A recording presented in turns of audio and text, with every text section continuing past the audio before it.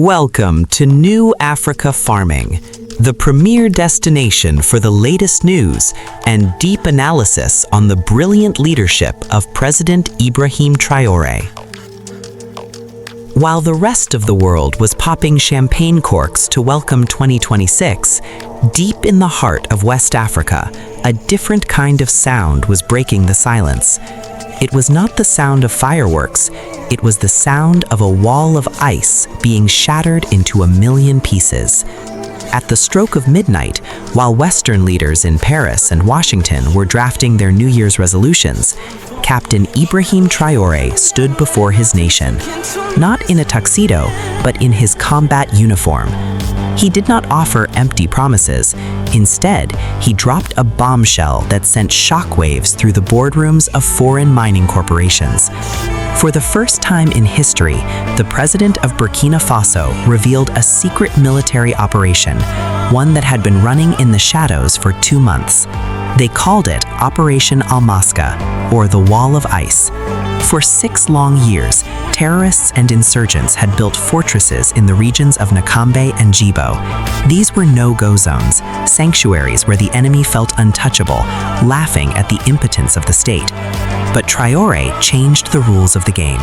In his address, he looked straight into the camera and declared that his soldiers had done the impossible. They had walked through the fire, breached the unbreachable, and crushed the enemy in their own homes. This is no longer a story about a victim. This is a story about a nation striking back. But why does a military victory in the Sahel matter to you, sitting here in the United States? Because what Traoré is doing goes far beyond the battlefield.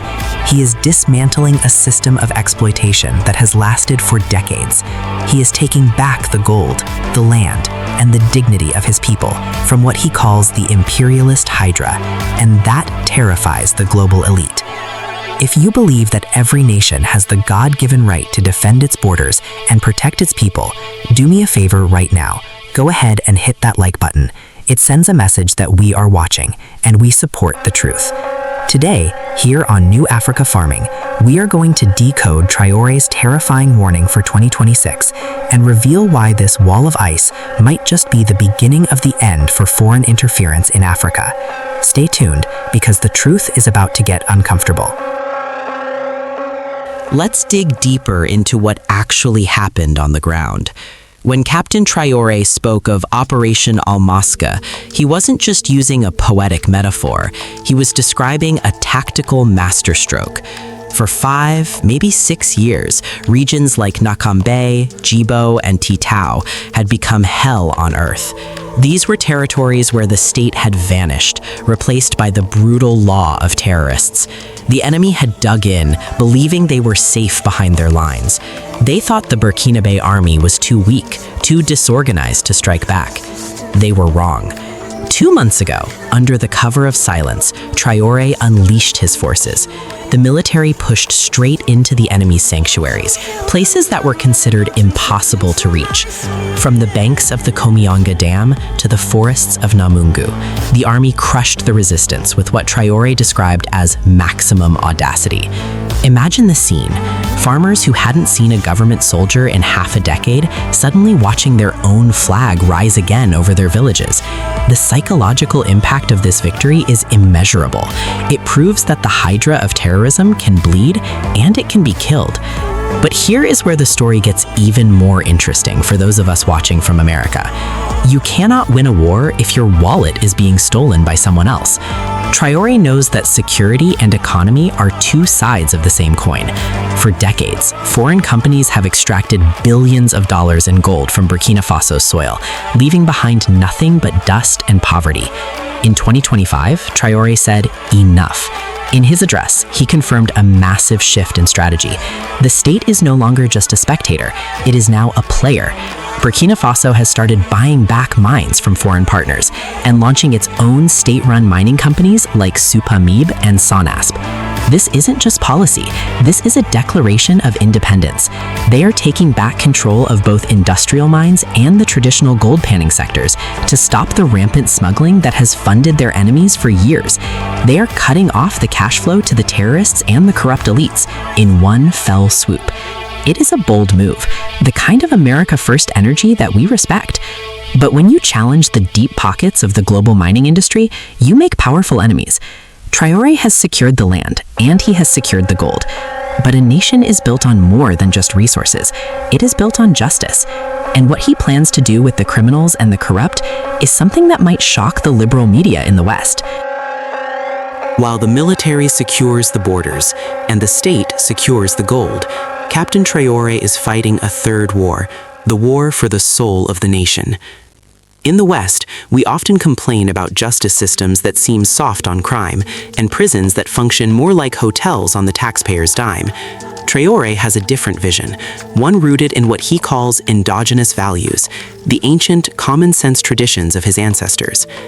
In 2026, the judicial landscape of Burkina Faso is undergoing a radical overhaul. Traoré stated clearly that we cannot simply import a foreign justice system and expect social cohesion. But here is the part that will resonate with anyone who believes in hard work. Traoré declared that prisoners will no longer just sleep in their cells. In 2026, inmates will be put to work. They will participate in the construction of the country, learning trades and earning their reintegration into society through sweat and labor. It is a system based on redemption through responsibility, not just punishment. This philosophy of dignity through work extends to the humanitarian crisis as well.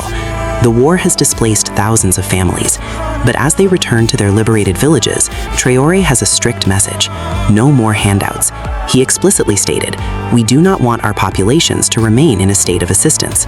The government is drilling boreholes and building schools, but the expectation is that every citizen must produce, farm, and feed themselves. He is building a nation of producers, not dependents. He speaks of the Burkinabe man, a person of integrity, honesty, and patriotism, values passed down from their ancestors. He wants to erase the corrupt man that imperialism tried to construct. It is a return to God, family, and country. But as Traoré rebuilds the internal strength of Burkina Faso, the external vultures are circling. He knows that a self-sufficient, morally strong Africa is the deep state's worst nightmare, and in his final warning, he called them out directly. Captain Traoré knows that winning on the battlefield is only half the fight. The other half is fighting the lies. Toward the end of his address, he turned his attention to a different kind of enemy, one that doesn't carry a gun, but wields a camera and a microphone. He called out the imperialist communication war directly. He stated that all imperialist wars begin with communication, using disinformation to demoralize the people and demonize leaders who refuse to kneel. Does that sound familiar? For many of us in the United States, watching the mainstream media twist the truth is a daily reality. Traoré blasted these lying media outlets that paint Burkina Faso as a collapsing state, while in reality it is a nation that is standing up. He thanked the independent patriots and those from the diaspora who returned home to film the reality and expose the West's narrative as totally false. Diplomatically, the message to Washington and Paris was crystal clear. Traoré declared that Burkina Faso is open to all partners, but with one non-negotiable condition: respect. Burkina Faso will not allow anyone, any power, to impose what they wish upon us, he warned. He is reshaping his diplomatic corps to align with the current geopolitics, moving away from the old colonial masters and strengthening the alliance of Sahel states. This creates a massive dilemma for the Western establishment. They are terrified. Why? Because Traoré is proving that an African nation can fight terrorism without foreign troops, feed its people without foreign aid, and run its economy without foreign interference. If this Sahel model succeeds, the days of plundering Africa are over, and that is why they want him to fail.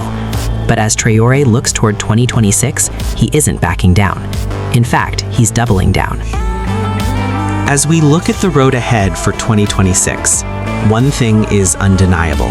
The wall of ice has been shattered, but the storm is far from over. Captain Ibrahim Traoré made a bold prediction in his speech. He said that within 5 years, the face of Burkina Faso will be so transformed that we won't even recognize it. He is building a legacy not for himself, but for the children, for the future generations who deserve to live in a land free from fear and free from chains. But here is the hard question we must ask ourselves: will the world allow him to succeed? If the alliance of Sahel states continues to solidify its power over the next 6 months, we are looking at the birth of a new African superpower, one that controls its own destiny and its own resources. That is a terrifying prospect for the establishment, but a beacon of hope for patriots everywhere. Traoré's closing words were not a polite goodbye, they were a warrior's vow. Patria or death, we shall conquer. He has drawn his line in the sand. Now, where do you stand? If this story of courage, faith, and the fight for sovereignty has touched your heart, I'm asking you to do something meaningful today. Don't just watch and scroll away. Go to the comment section and write a simple word, freedom, or amen. Let them know that across the ocean, the people of America see them, hear them, and support their fight for dignity. If you believe in justice and a rising Africa that bows to no one but God, please share this video with a friend who needs to know the truth. Subscribe to our channel as we continue to follow this historic journey. We will be back soon with more stories that the mainstream media refuses to tell. May God bless the brave people of Burkina Faso. May He protect their land of strength, hope, and unconquerable will. Until next time, stay vigilant.